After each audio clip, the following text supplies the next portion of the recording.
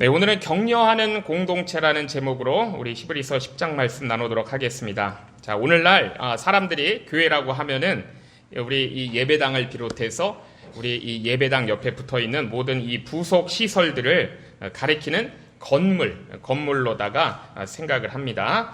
자, 그런데 우리 성도님들 잘 알고 계시잖아요. 우리 신약 성경에서 우리 교회라는 말이 에클레시아라는 말인데요. 아주 많이 나옵니다. 자, 그런데 그 중에서 이 에클레시아가 단 한 번도 건물을 가리킨 적이 없습니다. 자, 건물을 가리키는데 사용된 적이 없고 이 에클레시아는 모임이란 뜻입니다. 진짜 교회는 모임이라는 것이죠. 그래서 교회는 건물이 아니라 사람입니다. 자, 그런데 우리가 이 건물을 왜 교회라고 부르는가? 교회가 모이는 건물이기 때문에 우리가 교회라고 부르게 되는 것이죠. 자, 교회는 철저하게 사람입니다. 자, 우리가 자주 듣는 얘기가 있죠. 그래서 교회만 다니지 말고 교회가 되라라는 말들을 하는 거예요.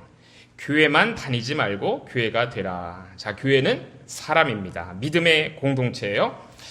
자, 그러면 우리가 교회가 뭐 하는 곳인가? 우리가 교회가 뭐 하는 곳인가를 잠시 좀 말씀을 드릴게요. 자, 첫 번째는요, 우리 교회는 예배 공동체입니다. 예배 공동체. 하나님께 영광을 돌리기 위하여 부름받은 사람들이 모이는 그런 모임. 자, 이게 예배 공동체죠. 우리 인생의 가장 중요한 목적이 뭐냐면 하나님께 영광 돌리는 것이라고 말씀합니다. 자, 그 다음에 우리 공동체로서의 교회는 무엇을 하는 곳인가? 두 번째는 선포 공동체입니다. 교회는 선포 공동체예요. 우리가 말씀을 이렇게 안에서 선포를 하고요. 이렇게 설교하고 또 교육을 합니다. 자, 우리가 밖에 나가서도 선포를 해요. 네, 그거는 선교 전도라고 하는 겁니다. 자, 이 사명을 가진 사람들의 모임이 바로 교회인 거예요. 그래서 교회는 선포 공동체입니다. 자, 하나님 나라를 말씀과 삶으로 선포하는 제자들의 모임. 자, 이게 교회입니다. 자, 그 다음에 교회는 뭐 하는 곳인가? 세 번째, 성화 공동체입니다. 교회는 성화 공동체예요. 첫 번째는 예배 공동체고, 두 번째는 선포하는 공동체고, 세 번째는 성화 공동체입니다. 교회는 항상 변화되어야 하는 공동체예요. 왜냐하면 예수님께서 우리의 죄를 용서하시고 십자가에 달려서 돌아가심으로 말미암아 우리를 의롭다 여겨 주셨습니다. 그래서 우리가 모였어요. 그래서 우리가 모인 것입니다. 그렇지만은 우리는 아직까지 이 속에 죄가 있는 죄인이에요. 용서를 받은 죄인들입니다. 자, 어떤 분은 좀 이렇게 센 표현을 썼더라고요. 교회가 어떤 곳인가?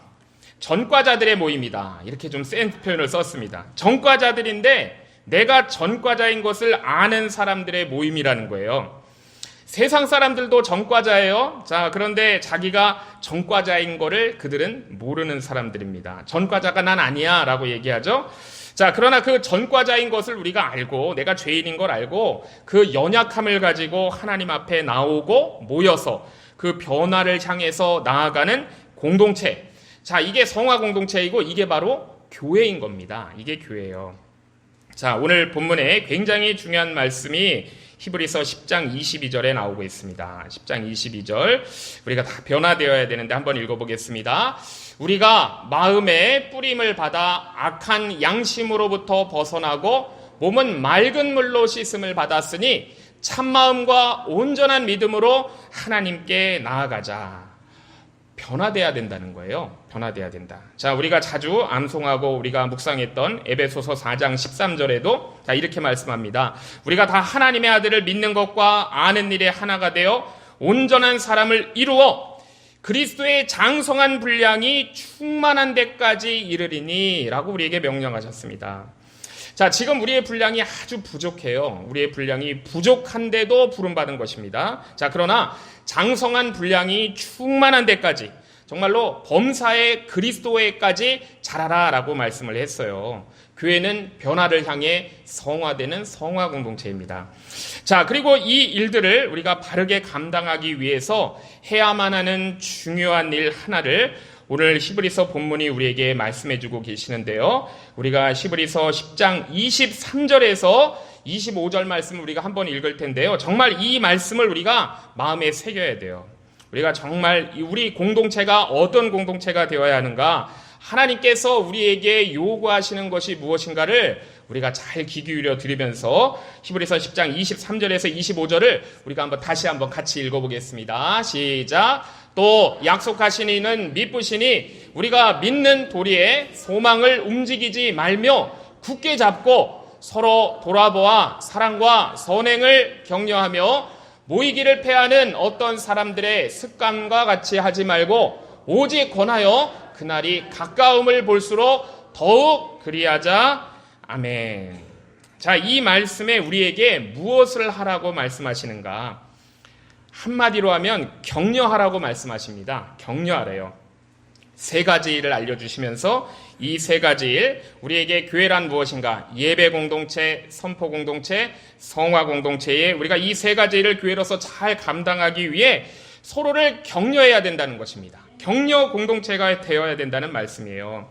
온전한 예배를 하나님께 드리고 하나님 나라를 안과 밖에서 선포하고 함께 변화되어 성화되어 나가는 이 일을 하기 위해서는 서로 격려해야만 된다는 거예요. 자, 저는 이 말씀 읽으면서 제가 이제 어렸을 때 졸업식 노래를 우리가 꼭 불렀는데 그 졸업식 노래의 3절 가사를 한번 생각해 보았습니다.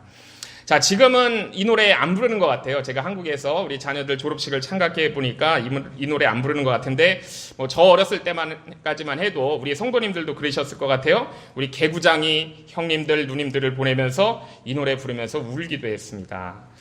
자, 요즘 졸업식은 울지 않죠? 네, 파티인데요. 자, 졸업식 노래 3절 가사가 이렇습니다. 앞에서 끌어주고 뒤에서 밀며 우리나라 짊어지고 나갈 우리들. 앞에서 끌어주고 뒤에서 밀며 우리나라 짊어지고 나갈 우리들. 고개에 껐덕이시는 우리 성도님들 계시는데 기억나시는 것 같아요. 자, 물론 여기서 우리나라가 어딘가, 한국에서 불렀으면 한국이고, 여긴 미국이니까 미국입니다. 다 맞는 거예요, 우리나라. 자, 그러나 여기서 진짜 우리나라를 우리가 한번 생각해 보자는 거예요. 우리나라는 어디인가? 진짜 우리나라는 하나님 나라입니다.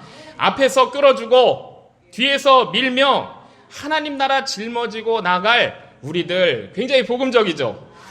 자, 밀고 끌고 서로 격려하라라는 겁니다. 자, 우리 인간은요, 절대적으로 격려가 필요한 존재예요. 사람은 혼자서 그렇게 될 수가 있는 것이 아닙니다. 우리 사람인자를 보면은 그걸 잘 표현해주고 있잖아요. 사람은 혼자가 될 수 없는 거예요. 사람이 사회적 존재입니다. 사람인자 이렇게 서로 기대면서 우리가 정체성을 갖는 존재예요. 우리 성경에도 하나님께서 그렇게 말씀하시죠. 하나님께서 인간을 사회적인 존재로 만들어 주셨습니다. 하나님께서 계속해서 굿, 좋다 하시다가 딱 한 번 not good, 좋지 않다라고 이제 하신 적이 있는데 사람이 독처하는 것이 좋지 않다라고 하나님이 하셨습니다. 그러면서 남자를 만드시고 여자를 만드셔가지고 서로 돕는 배필이 되게 하셔서 함께 인간이 되게 하신 거예요. 함께 인간이 되게 하셨습니다.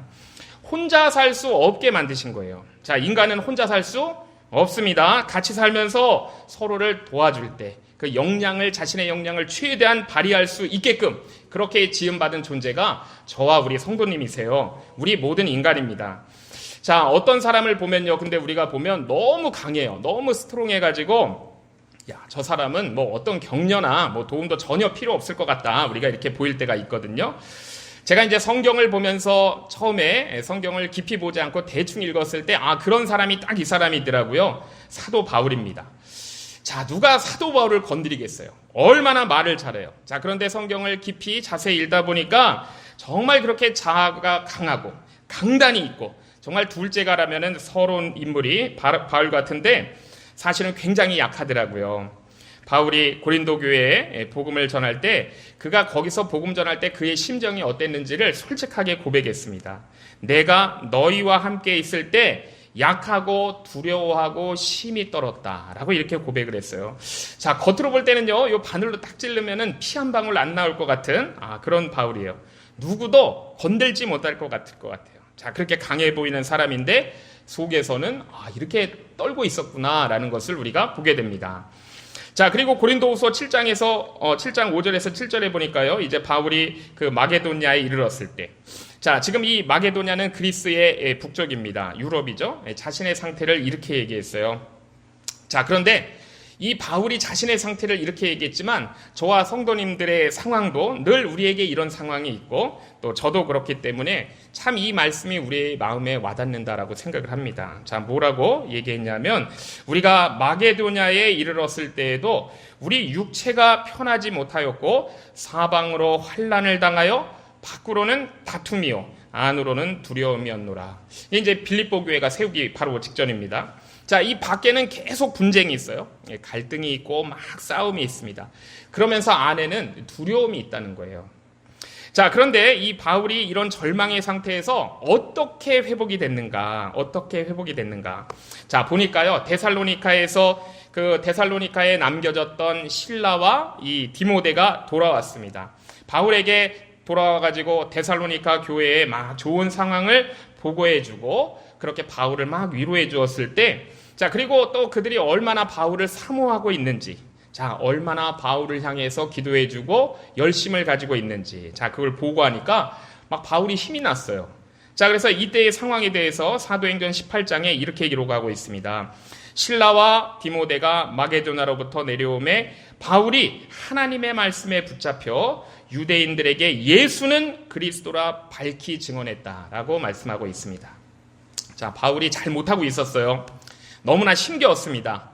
막 그래서 사실 좌절하고 있던 것 같아요. 자, 그런데 동역자 실라와 이 디모데가 마게도냐부터 내려왔을 때 바울이 온전하게 말씀에 붙잡혔다라고 이렇게 성경이 말씀하고 있습니다. 자, 사실 저도 그럴 때가 있습니다. 저도 일주일에 설교하는 횟수를 세보니까 8번 설교를 해요. 자, 성도님들 어떻게 생각하시는지 모르겠지만 8번 이 설교문을 준비해가지고 성도님들 앞에서 우리 교회 앞에 선포하는 것이 참 쉬운 일은 아닙니다. 그렇다고 제가 새벽 말씀을 한 5분, 10분 메시지로 선포하고 끝나는 것도 아니고 제가 적어도 25분은 설교하는 것 같아요. 자, 사실 우리 새벽 기도 말씀이요. 제가 여기서 잠시 말씀드리면 우리 새벽 기도에 대해서 좀 안내해드리면 연합교회 설교 중에서 가장 난이도 높은 설교는 어디냐면 새벽 기도 말씀입니다. 자, 주일 말씀은 또 다양한 신앙의 베이스를 가진 분들이 오셔가지고 편하게 들으시라고 사실 좀 쉽게 말씀드리는 거예요. 그렇지만 우리 연합교회 말씀의 수준은 그렇게 쉽지는 않죠. 자, 주일 설교보다는 수요일이나 금요일이 약간 레벨이 더 높고요. 그 다음에 새벽 말씀은 어차피 기도에 헌신되시고 교회와 나라와 민족과 복음을 위해서 기도하시는 분들이 오시기 때문에 또 특별히 기도의 제목을 가지고 헌신된 마음으로 오시는 분들이 오시기 때문에 아주 수준 높은 난이도의 말씀을 창세기부터 계속해서 나갑니다. 자, 그래서 우리가 언젠가는 우리 새벽 기도를 통해서 성경 66권이 또 다 선포가 되는 그런 날이 있을 거예요.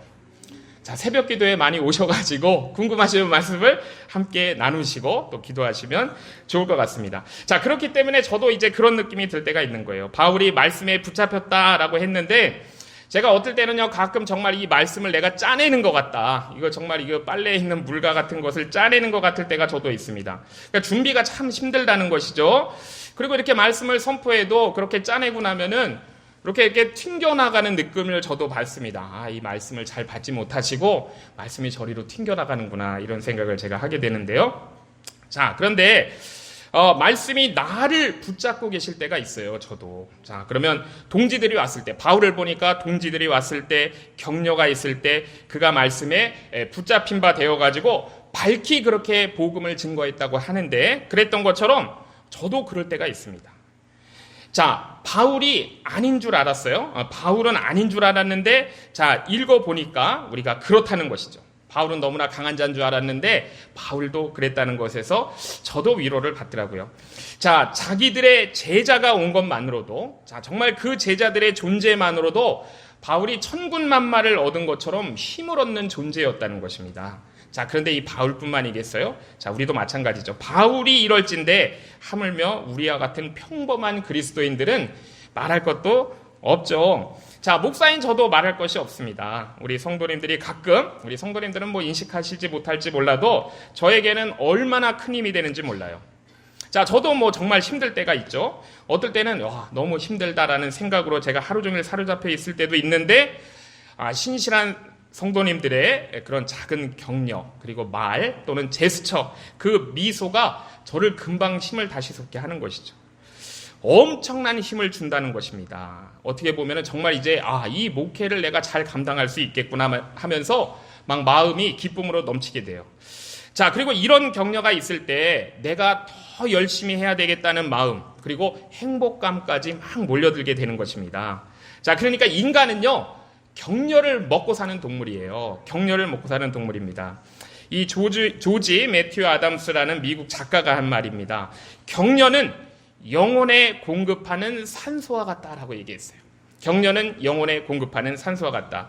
지금 막 질식할 것 같아요. 자, 그런데 정말 그 진심 어린 격려 한마디가 산소같이 정말로 얼마나 눈물겹고 고맙고 힘이 되고 희망을 갖게 하는지 우리 성도님들 경험해 보셔서 다 잘 아시잖아요. 자, 우리가 가혹한 비판은요, 사람을 주저앉게 만드는 거예요. 그렇지만은 따뜻한 격려는 어떻게 보면 가장 힘든 상황에서도 그 사람을 오뚜기처럼 이렇게 다시 일어나게 만드는 것입니다. 자, 왜냐하면 하나님께서 우리 인간을 그렇게 만드셨어요. 같이 살도록 만드셨습니다. 그러니까 교회는 말할 것도 없는 거예요. 그래서 오늘 히브리서 말씀에서 격려하라라는 것입니다. 우리 교회는 격려하는 공동체라는 것이에요. 자, 그런데 이 격려라는 것에 세 가지를 말씀하고 있습니다. 세 가지가 있어요. 우리 연합교회 이렇게 아름다운 건물이 있고, 자, 그리고 그 교회 안에 진짜 교회가 있잖아요. 우리입니다, 우리. 자, 이 공동체로서의 교회를 아름답게, 우리 공동체를 정말 아름답게 꾸며가고 장식을 해야겠는데, 자, 이 아름답고 따뜻하게 꾸밀 격려의 장식을 오늘 본문에서 말씀하고 있습니다. 자, 우리 히브리서 10장 24절에서 25절 무엇을 격려하라고 하는지 우리 한번 생각하면서 24절과 25절 다시 한번 읽어보겠습니다. 시작. 서로 돌아보아 사랑과 선행을 격려하며 모이기를 패하는 어떤 사람들의 습관과 같이 하지 말고 오직 권하여 그날이 가까움을 볼수록 더욱 그리하자. 아멘. 자, 격려하라고 세 가지를 말씀하셨어요. 세 가지. 자, 그게 뭐냐면 첫 번째는 사랑. 자, 두 번째는 선행. 그 다음에 세 번째는 모임입니다. 사랑과 선행과 모임을 격려하라고 말씀하세요. 자, 한번 죄송하지만 따라해 주시면 감사하겠습니다. 사랑, 선행, 모임. 자, 이 세 가지를 격려하래요. 자, 첫 번째 우리가 사랑을 격려해야 되겠습니다. 우리 사랑은 성경에서 가장 큰 계명이라고 말씀하세요. 자, 우리가 잘 알고 있습니다. 하나님을 사랑하는 것, 그리고 내 이웃을 내 몸과 같이 사랑하는 것. 자, 뿐만 아니고 우리가 고린도전서 13장 우리가 사랑장이라고 하는 것을 보면은요, 사랑이 없으면 그 무엇을 한다고 해도 정말 내 몸을 불사르게 내어준다고 할지라도 사랑이 없으면 아무 유익이 없다라고 말씀하세요. 사랑이 없으면 그거 다 쓸데없는 짓이다라는 말씀이잖아요. 사랑이 반드시 있어야 된다는 거예요. 자, 우리 하나님은 자신을 사랑이라고 하셨습니다. 하나님은 사랑이시라라고 말씀하셨어요. 그리고 그 사랑을 보여주기 위해서 내가 정말 너를 사랑한다, 내가 정말 너희들을 사랑한다라는 것을 확증하시기 위해서 우리가 정말 밉상일 때, 우리가 죄인일 때 그리스도께서 우리를 위하여 죽으심으로 하나님께서 우리에 대한 사랑을 확증하셨습니다. 자, 이 사랑이에요. 자, 그래서 예수 그리스도께서도 사랑이세요. 자, 그리고 예수 그리스도께서 우리에게 보내주신 성령님, 성령의 우리가 그 열매를 보면 9가지 열매가 있는데 그 성령의 열매는 사랑으로 시작을 합니다. 사랑, 희락, 화평, 오래 참음, 자비, 양선, 충성, 온유, 절제. 자, 사랑으로 시작하는데요. 사실 그 뒤에 8가지를 보면 사랑의 설명들이다라는 것을 우리가 알 수가 있어요. 제일 중요한 게 사랑입니다. 자, 그래서 교회는요, 사랑 공동체예요. 우리 예수님께서 제자들에게 간절히 이렇게 말씀하시고 부탁하셨습니다. 새 계명을 너희에게 준다라면서 말씀하셨어요. 우리 예수님요, 다른 계명 우리에게 주시지 않았습니다. 원래 있는 계명이에요. 이 사랑의 계명을 새 계명으로 말씀하시면서 간곡히 부탁하셨어요. 새 계명을 너희에게 주노니 너희가 서로 사랑하라. 내가 너희를 사랑한 것 같이 너희도 서로 사랑하라. 너희가 서로 사랑하면 이로써 모든 사람이 너희가 내 제자인 줄 알리라 라고 말씀하셨습니다.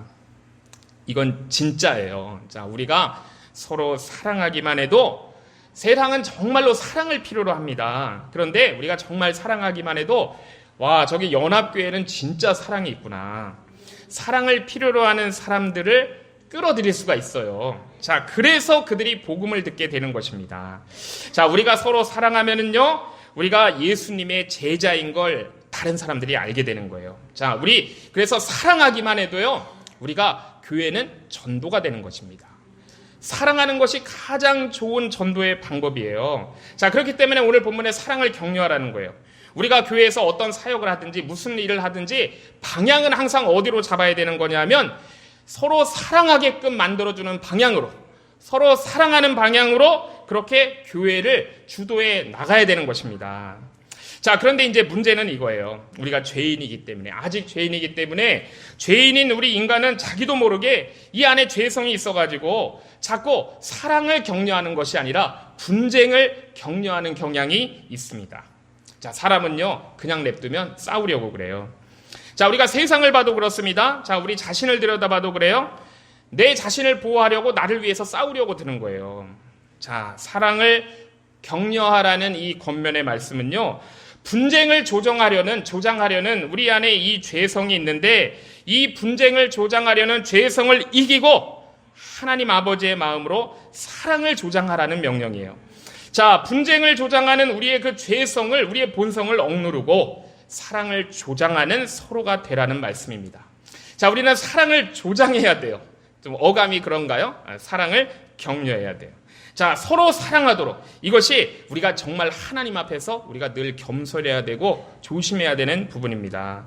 자, 우리가 정말로 안타깝게도요, 우리가 요즘 세상을 봐도 그렇고 저도 많은 교회를 보면서 교회들에 참 문제가 많다는 것을 저도 실감을 합니다. 분열이 많이 되고, 우리 클락스빌에도 18개의 교회가 있다 그러잖아요. 물론 우리 교인들의 싸움을 통해서 더 교회가 많이 세워지긴 했지만 그렇게 주님이 바라신 바는 아닐 것 같아요. 자, 분열도 되고 갈등이 심해서 교회가 쪼개지기도 하고 저도 그런 것들을 경험을 했습니다. 자, 그런데 이제 그런 교회를 보면은요, 아주 중요한 특징이 하나가 있어요. 특징. 우리 성도님들도 마음속으로 아실 텐데 제가 좀 정리해서 말씀드릴게요.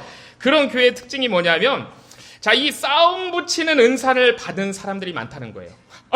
싸움 붙이는 은사를 받은 분들이 많으셔요. 자, 싸움 붙이는 그런 은사도 있나요? 네, 제가 보니까 있더라고요. 자, 그런데 덕을 세우고 복음을 전하고 영혼을 돕는 데는 소극적이거나 꼼짝하지도 않을 정도로 소심하다가 이상하게 싸운 일만 생기면은 갑자기 얼굴에 생기가 돌면서 눈이 반짝반짝하고요, 행동이 아주 기민해지고 아주 민첩해지고 막 힘이 갑자기 넘칩니다. 막 가슴이 열정으로 막 타오르는 거예요. 자, 그런 분들이 많은 교회들은 다 분열하게 되어 있습니다. 참 우리 연합교회가 감사한 것이 지금까지 분열하지 않고 거의 50년의 역사를 왔다는 것이 참 감사한 일이죠. 자, 이런 은사가 있어요. 자, 그런데 이거는 결코 성령이 주시는 성령의 은사가 아닙니다. 사도 야고보가 말씀했어요. 이거는 악령의 은사라고 얘기했습니다. 이건 악령의 은사예요. 자, 죄인인 인간에게 이런 위험이 우리가 항상 있어요. 누구한테도 있는 것입니다. 그래서 서로 사랑하라고 할 뿐만 아니고 공동체가 서로 사랑하는 공동체가 되도록 사랑을 격려하고 조장해야 된다는 거예요. 사랑을 격려하는 일을 하라고 명령하시고 있습니다. 자, 우리가 사랑을 격려하는 사람들이 많은 공동체, 그게 서로 사랑하는 공동체가 되는 거예요. 사랑을 격려하는 사람이 많아지면 사랑의 공동체가 되는 것입니다. 자, 우리 성 프란시스의 기도라는 것이 있는데 이분이 카톨릭 신부가 아니고요, 종교개혁 이전이기 때문에 우리 교회의 교인입니다. 자, 이 기도가 저와 성도님들의 기도가 되기를 바라면서 제가 이 성 프란시스의 기도를 한번 읽어드려 볼게요. 주여, 저를 평화의 도구로 써주소서. 미움이 있는 곳에 사랑을, 다툼이 있는 곳에 용서를, 분열이 있는 곳에 일치를, 그릇됨이 있는 곳에 진리를, 의욕이 있는 곳에 믿음을, 절망이 있는 곳에 희망을, 어두움이 있는 곳에 빛을, 슬픔이 있는 곳에 기쁨을 심게 하소서. 위로받기보다는 위로하고, 이해받기보다는 이해하며, 사랑받기보다는 사랑하게 하여 주소서. 사랑을 격려하는 도구로 쓰임받게 해달라는 그런 기도잖아요. 자, 이런 기도가 또 우리의 기도가 돼야 되겠습니다. 자, 두 번째 격려해야 될 것은 선행을 격려하라고 말씀하십니다. 선행은 좋은 일이에요. 예, 좋은 일입니다. 자, 우리의 감정이요, 끊임없이 보복적이에요. 자, 심판하는 자세를 가질 뿐만 아니라 그러다 보니까 결국 우리가 악행으로 기울어지기가 쉬운 것입니다. 자, 그렇기 때문에 자, 여기에도 격려가 필요한 거예요. 계속해서 선행으로 나아갈 수 있도록 우리가 격려가 필요한 것입니다. 잘 아시는 것처럼 우리 하나님의 특기는요, 선을 기획하시는 거예요. 선을 도모하시는 분입니다. 선을 만들어내는 섭리 가운데로 하나님은 이 세상을 이끌어 가시는 거예요. 자, 이것이 하나님의 특기입니다. 자, 우리가 창세기 50장에 보면 이제 아버지 야곱이 죽고 이제 요셉의 형들이 덜덜 떨고 있어요. 자, 그동안 얼마나 요셉한테 못된 짓을 많이 했습니까? 자, 이제 아버지가 죽으니까 요셉이 지금 애굽의 2인자인데 반드시 우리한테 복수할 거야. 그러면서 막 걱정을 하고 있습니다. 잠을 잘 수가 없어요. 요셉이 형제들에게 그때 얘기하죠. 형님들 두려워하지 마십시오. 내가 하나님을 대신하리이까. 나는 하나님이 아니에요. 라고 이렇게 형들한테 안심을 시킵니다. 심판은 하나님이 하신다는 거예요. 나는 정죄하지 않겠다는 것입니다. 그러면서 요셉이 중요한 고백을 하는데 이것이 바로 요셉이 이래서 요셉이 될 수 있었구나라는 걸 우리가 깨닫게 되는 요셉의 고백입니다. 당신들은 나를 해하려 하였으나 하나님은 그것을 선으로 바꾸사 오늘같이 많은 백성의 생명을 구원하게 하시려 하셨다라고 그가 고백했습니다. 정말 그들이 요셉을 해하려고 했어요. 이게 맞죠. 이게 현실입니다. 계속 해하려고 했고 죽이려고 했어요. 이 분쟁을 조장했고 싸움을 조장했습니다. 요셉을 진짜로 죽이려고 그 우물에다가 던져버렸다가 이제 나중에 안 되겠으니까 그 노예로 팔아버린 거예요. 자, 그런데 놀라운 건 뭐냐면 하나님께서 그걸 가지고 어떻게 하셨는가라는 거예요. 자, 그러니까 우리 하나님은 항상 선을 기획하세요. 자, 형들이 요셉을 죽이려고 하는데 그 가운데서 하나님은 그 뒤에서 그 하나님의 선을 기획하시고 하나님은 섭리 가운데 이끄신 것입니다. 자, 우리 하나님은 항상 선을 도모하시는 분이세요. 그러니까 요셉도 나도 그 하나님께 나는 협력할 거야 라는 거예요. 나도 하나님처럼 선을 이루는 방향으로 나 갈 거야. 나 당신들 복수하지 않을 거야 라는 것이죠. 우리 로마서 8장 28절 우리가 알거니와 하나님을 사랑하는 자 곧 그 뜻대로 부르심을 입은 자들에게는 모든 것이 합력하여 선을 이룬다라고 말씀했습니다. 자, 지금 잘못된 모든 것까지 정말로 하나님께서 우리 인생 가운데 다 합력해서 선을 이루신다는 거예요. 자, 이 일이 바로 하나님께서 하시는 일입니다. 하나님은 선을 기획하시고 선을 도모하시고 선을 섭리하시고 선을 성취하시는 분이세요. 우리가 잘못한 것 그 모든 것까지 우리가 그리스도 안에 있으면 우리는 하나님 안에서 선을 이루는 자들로 우리가 인정을 받게 됩니다. 자, 그래서 우리는 늘 누구의 편이 돼야 돼요? 선을 이루시는 하나님 편이 되어야 된다는 거예요.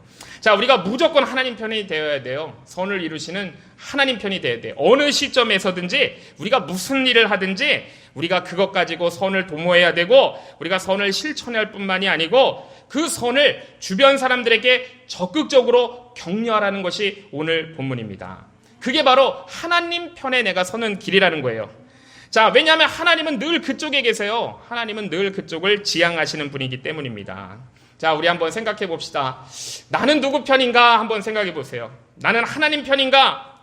자, 우리가 이 하는 일이 지금 내가 하나님 편에서 하는 일인지를 우리가 옳게 판단하려면 나의 지금 생각과 주장과 결정과 그 모든 행동이 하나님께서 이루시는 선 쪽으로 내가 지향을 하고 있는가, 우리가 이걸 점검해 보면 내가 누구 편인지를 알 수가 있는 거예요. 자, 우리는 늘 하나님 편이 되어서 선을 기획하고 도모하고 실천하고 주변 형제들에게 선을 격려하는 그런 공동체로 우리가 모인 것입니다. 이게 교회인 거예요. 자, 세 번째로 격려해야 될 것은 모임이라고 말씀합니다. 자, 우리 교회 모든 모임에는요, 그 중심에 항상 예배가 있는 거예요. 예배. 자, 예배가 교회의 모임이고 그 자체가 교회인 것입니다. 하나님을 하나님 되시게 할 때, 하나님을 찬양할 때 우리가 하나님의 말씀에 귀를 기울이고 우리를 그분께 온전히 드려가지고 그분의 말씀에 순종할 때, 자, 이게 모임인 것인데 이 모임이 바로 교회라는 거예요. 자, 오늘 본문 25절에 모이기를 패하는 어떤 사람들의 습관과 같이 하지 말고 오직 권하여 그날이 가까움을 볼수록 더욱 그리하자라고 이렇게 우리에게 말씀했습니다. 자, 교회는 에클레시아 모임이라는 뜻이에요. 그렇기 때문에 모이지 않는 순간부터 교회는 없어지는 것입니다. 자, 이 모이지 않는 교회라는 것은요, 뭐 온라인 교회 막 이런 것도 있고 그런데 요즘은 말 자체가 성립하지 않는 거예요. 왜냐하면 교회가 모임이란 뜻이니까. 에클레시아가 이 모임이란 뜻이에요. 건물이 아니고. 그러니까 가나안 교인, 안 나가 교인 이런 거는 없는 겁니다. 이건 교인이 아닌 거예요. 자, 모이지 않으면 우리는 죽는 겁니다. 모이지 않으면 교회는 사라지는 거예요. 자, 하나님께서는 우리가 이 공동체 안에 있을 때, 하나님의 백성 안에 있을 때, 교회 안에 있을 때 우리를 살게 하세요. 자, 우리 교회 역사 속에서 교회로부터 파문을 당하는 사람들도 있었고 교회로부터 제명당하는 사람들도 있었는데 그거는 죽음과 똑같은 거였습니다. 왜냐하면 하나님의 보호를 떠나야 하기 때문이에요.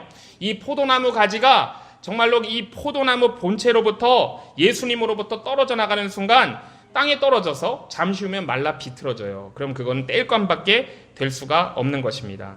자, 그렇기 때문에요, 우리에게 주신 중요한 소명 중에 가장 중요한 게 뭐냐면 예배의 소명입니다. 자, 그렇기 때문에 우리는 예배에 그저 나와야 되는 거예요. 그저. 자, 이게 예배의 공동체입니다. 모임이고 교회예요. 자, 우리가 속상한 일이 있습니다. 살다 보면 참 저 사람 보기 싫을 때도 있어요. 자, 속상한 일이 있어요. 그래서 지금 도저히 교회 나가고 싶지가 않아요.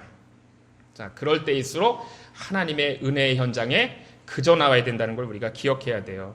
자, 이건 저 개인적인 경험입니다. 자, 제가 목사님들한테도 물어봐도 그렇지만 목사도 교회 나오기 싫을 때가 있어요. 교회도 목사가 어떻게 교회 나가기 싫지? 이렇게 생각하시고 저한테 이상한 목사다 생각할지 모르겠지만 솔직히 고백하는 거예요. 목사도 교회 나가기 싫을 때가 있는 것이죠. 자, 그런데 그 교회 나가기 싫은 이유가 다양할 수 있습니다. 그런데 그래도 오는 거예요. 자, 이건 사명이기 때문에 어떻게 보면 성도님들은 또 쉽게 그 무거운 짐이 없어서 쉽게 안 오실 수도 있지만 목사는 그래도 끌려와야 됩니다. 자, 와서 정말로 신령과 진정으로 하나님 앞에 엎드려서 그렇게 예배드리면은요, 그 교회에 오기 싫었던 이유가 해소가 되는 거예요. 하나님께서 그 이유를 말끔하게 깨끗게 해주세요. 문제가 해결되는 것입니다. 자, 그러니까 우리가 교회 가기 싫을 때는요, 더 교회에 나와야 되는 이유가 거기 있는 거예요. 그러면 하나님께서 그 마음을 만져주시고 회복시켜 주십니다.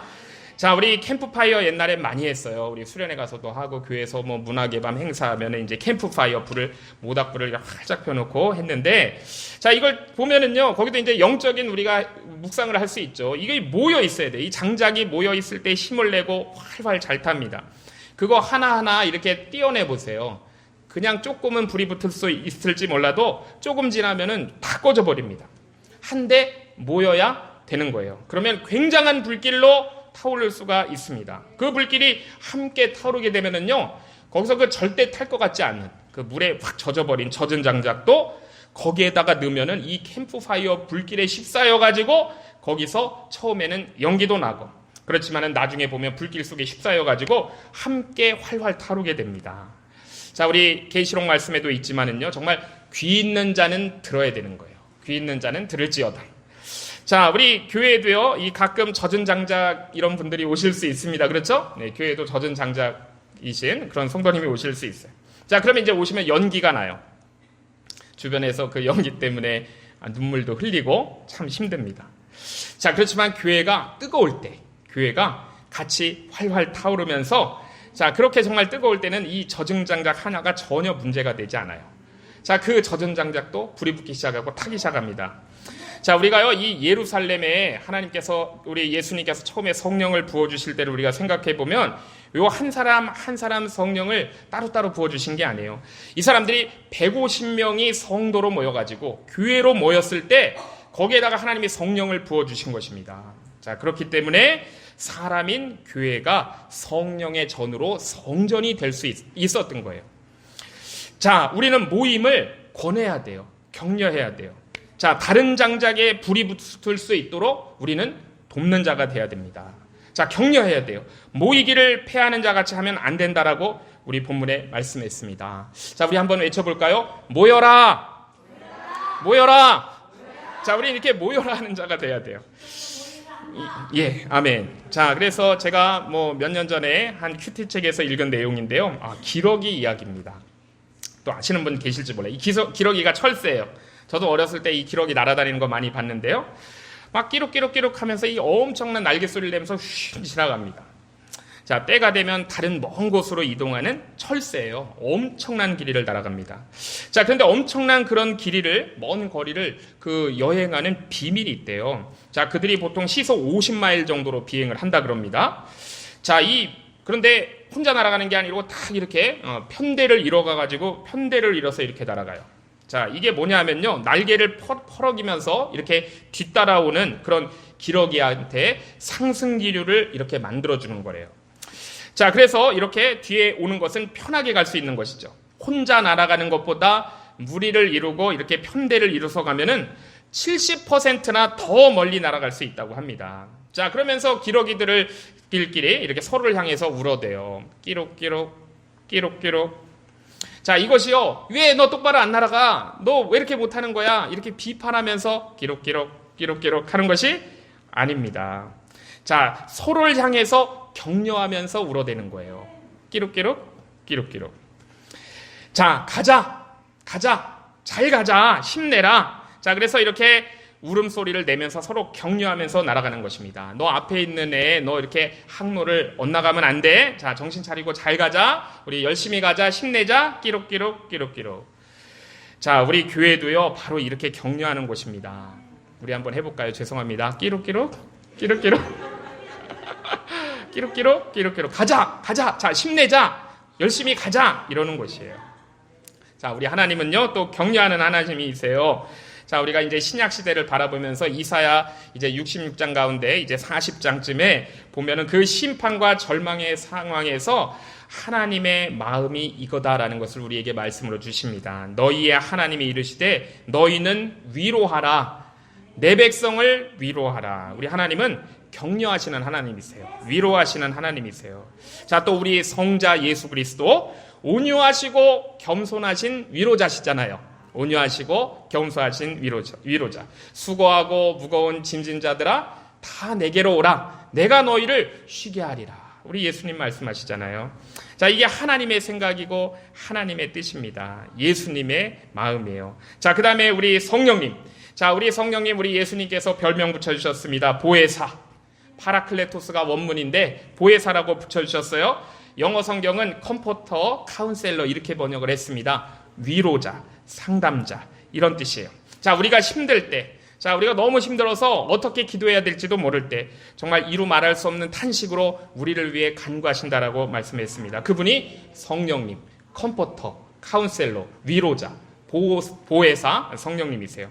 자, 우리가 이 삼위 하나님을 닮은 격려자로 우리가 부름을 받은 거예요. 왜냐하면 교회는 하나님의 몸이잖아요. 예수 그리스도의 몸이잖아요. 성령이 거하시는 성령의 전이기 때문에 우리도 그렇게 부르심을 받은 것입니다. 자, 우리가 격려자로 부름을 받은 거예요. 끼룩끼룩, 끼룩끼룩. 격려자로 부름을 받았습니다.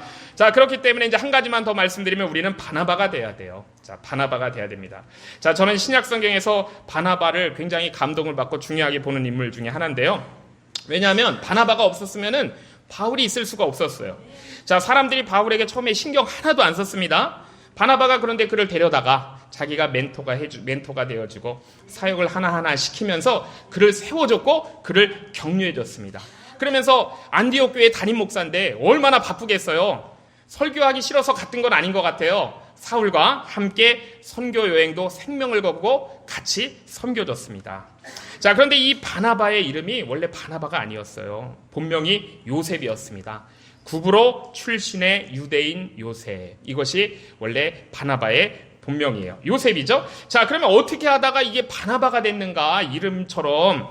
자, 사도들이요, 그 요셉을 주의 깊게 봤습니다. 성령이 충만했어요. 그래서 그 성품을 보면서 그에게 붙여진 별명이 바나바였는데 그게 후대 사람들에게는 이 요셉보다 더 바나바로 알려지게 된 것입니다. 바나바의 뜻이 뭐냐면 위로의 아들이에요. 바나바가 격려의 아들입니다. 자, 이 위로의 아들, 격려의 아들 요셉이 바로 바나바였던 거예요. 자, 우리 예수님께서 성령에게 붙여주셨던 이름 보혜사로 우리 성경에 번역이 되고 있고 영어 성경에서는 컴포터, 카운셀러 이렇게 번역이 된 파라클레토스, 거기서 나온 말이 바로 바나바입니다. 위로, 격려의 아들, 위로의 아들. 그러니까 이걸 원문으로 하면은요, 파라클레시스의 아들 이렇게 되는 거예요. 자, 파라클레토스 성령님이신데 파라클레시스의 아들이 바나바인 거예요. 자, 우리 예수님이 성령께 붙여주셨던 별명처럼 그 성령이 충만한 요셉을 사람들은 파라클레시스의 아들이다라고 부른 것입니다. 그게 바나바예요. 자, 이 파라클레시스의 아들이니까 성령이 하신 일을 그가 그대로 했습니다. 그래서 사실 그 사람의 별명은 그냥 성령이었던 거예요. 성령의 사람입니다. 성령의 사람.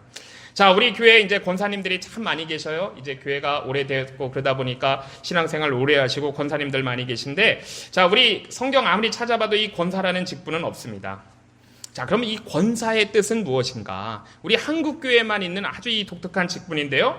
이 권사가 무슨 뜻인가? 권하는 사람, 위로하는 사람, 격려하는데 아주 탁월한 이런 사명을 가진 분을 권사라고 하는 겁니다. 사랑과 선행과 모임을 아주 적극적으로 격려하는 사람. 자, 이런 분들이 권사인 거예요. 자, 교회에 정말 필요한 분들이죠? 자, 이것이 바로 우리 한국교회의 권사라는 직분입니다.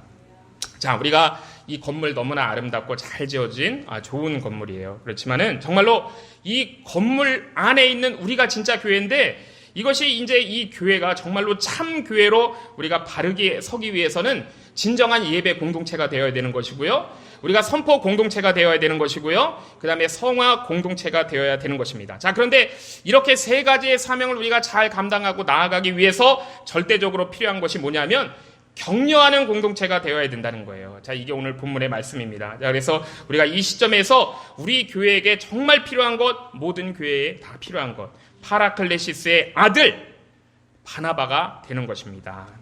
자, 우리 교회에 정말 필요한 사람은 바나바예요. 자, 우리 한번 결심을 담아가지고 한번 따라해 주시면 좋겠습니다.